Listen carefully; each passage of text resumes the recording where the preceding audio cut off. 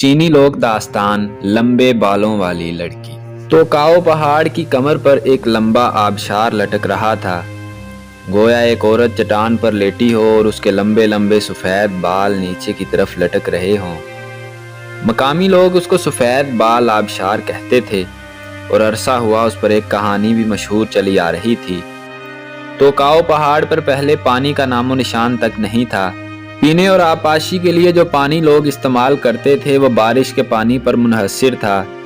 अगर बारिश ना होती तो लोगों को कोसों दूर चलकर छोटी नदी से पानी लेना पड़ता था। यहाँ का पानी तेल से भी ज़्यादा कीमती था। तोकाओ पहाड़ के पास एक गांव में एक लड़की रहती थी। उसके स्याह और चमकदार बाल इतने लंबे थे कि सर से पांव तक लटके हुए थे, इसलिए लोग उसे लंबे बालों वाली लड़की कहते थे। लड़के के घर में सिर्फ उसकी मफलूज माँ थी जो पलंग पर बिल्कुल बेहिस्सो हरकत पड़ी रहती थी। लड़की मवेशी पालती थी और दोनों की गुजर बसर होती थी। लंबे बालों वाली लड़की रोजाना 7 मील दूर नदी पर जाकर पानी लाती थी, फिर तोकाओ पहाड़ पर उगी हुई घास काट काट कर अपने मवेशियों को खिलाती थी। यूं वो सुबह से रात गए तक हर वक्त मसरूफ रहती थी। एक दिन लड़की घास काटने के लिए टोकरी लेकर पहाड़ पर गई। पहाड़ के दामन में पहुंचकर जब वो एक अमूदी चट्टान पर से गुजरी तो उसने देखा कि पथरीली दीवारी चट्टान पर एक मूली उगी हुई थी। मूली के पत्ते गहरे सब्ज और बहुत ताज़ा और निखरे हुए नजर आ रहे थे। लड़की ने सोचा, इस मूली को अगर काट कर घर में पकाया जाए तो ये बहुत लजीज होगी। उसने जोर लगाकर मूली उखाड़ी तो एक गोल गोल मोटी सी मूली उसके हाथ में आ गई। उसी वक्त ये मोइजा रूनमा हुआ कि जहां से मूली उखड़ी थी वहां एक सुराख हो गया और सुराख से साफ शफाफ चश्मा उबलने लगा। लेकिन लम्हा भर बाद वो मूली उसके हाथ से निकल गई और उस सुराख के ऐन मुंह पर जा लगी और यूं चश्मा फिर बंद हो गया। लड़की को बड़ी प्यास लग रही थी। उसने फिर मूली उखाड़ी, सुराख से ठंडा ठंडा पानी फिर उबलने लगा। उसने झुककर पेट भर कर पानी पिया। ये पानी बिल्कुल नाशपाती के रस की तरह मीठा था, लेकिन उसका मुंह अभी सुराख से हटा ही था कि मूली फिर उसके हाथ से निकल गई और ऐन सुराख पर जा बैठी। पानी निकलना दोबारा बंद हो गया। लड़की बुत बनी चट्टान पर बैठी ये सब कुछ देख रही थी। उसकी आंखें खाली खाली और लुटी लुटी मालूम हो रही थीं। अचानक हवा के एक तेज झोंके ने लड़की को एक गार में फेंक दिया। गार में एक ऊंचे से पत्थर पर एक आदमी बैठा था, जिसके पूरे जिस्म पर जर्द रंग के बाल उगे हुए थे। उसने दुरुस्त लहजे में लड़की से कहा, इस चश्मे का राज तुमने दरियाफ्त कर लिया है। अब याद रखो कि दूसरों को ये राज हरगिज ना बताना।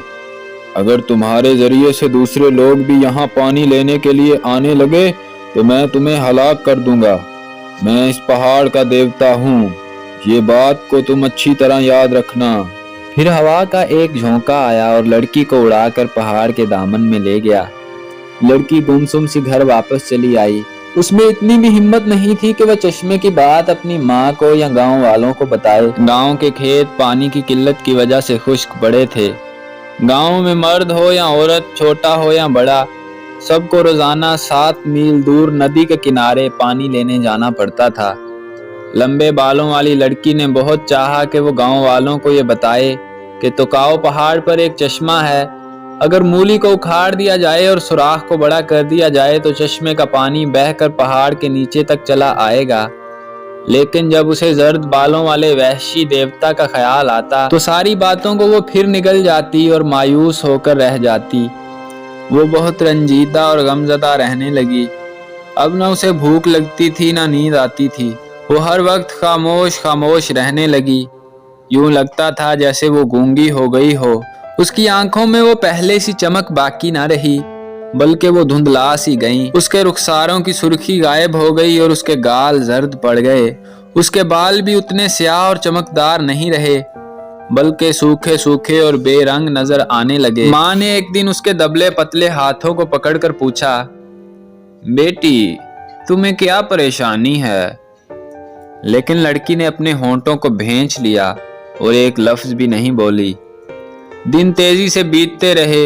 लंबे बालों वाली लड़की के स्याह चमकदार बाल सफेद होते चले गए। चूंकि अब उसका जी बाल संवारने को नहीं चाहता था, इसलिए उसके लंबे परेशान बाल उसके दोनों शानों पर हर वक्त बिखरे रहते थे अरे देखो तो क्या अजीब बात है, जवानी ही में इस लड़की के बाल सफेद हो गए हैं। लोग चहमगोइयां करने लगे। लड़की हर वक्त अपने दरवाजे पर खोई खोई सी खड़ी रहती और फटी फटी निगाहों से लोगों को आते जाते देखती रहती और बड़बड़ाती रहती। तो काओ पहाड़ पर, यहाँ तक कहकर वो रुक जाती और फिर दांतों से अपने होंठों को सख्ती से दबा लेती, यहाँ तक कि उसके होंठों से खून रसने लगता। एक दिन लड़की हस्बे मामूल अपने दरवाजे से लगी खड़ी थी। उसने देखा कि एक सफेद रेश बूढ़ा 7 मील दूर नदी से पानी लेकर वापस आ रहा है। वो हाँफता कांपता गिरता पड़ता चल रहा था। इतने में वो एक पत्थर से टकराया और गिर गया। उसका सारा पानी जाया हो गया। पानी का बर्तन टूट गया और बूढ़े की टांग जख्मी हो गई, जिससे खून बहने लगा।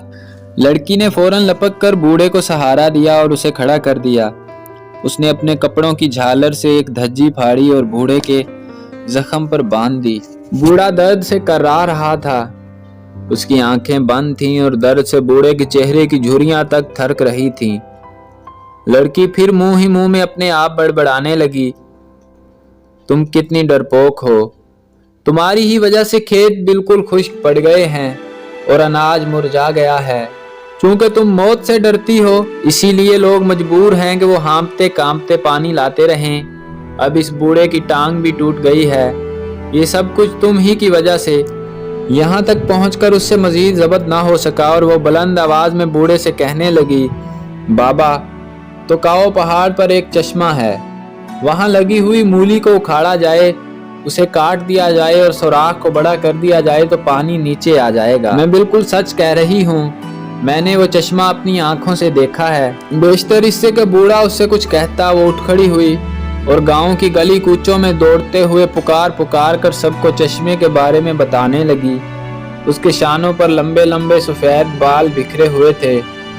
तो काओ पहाड़ पर चश्मा है, जल्दी वहां जाओ। उसकी चीखों पुकार पर लोग जमा हो गए।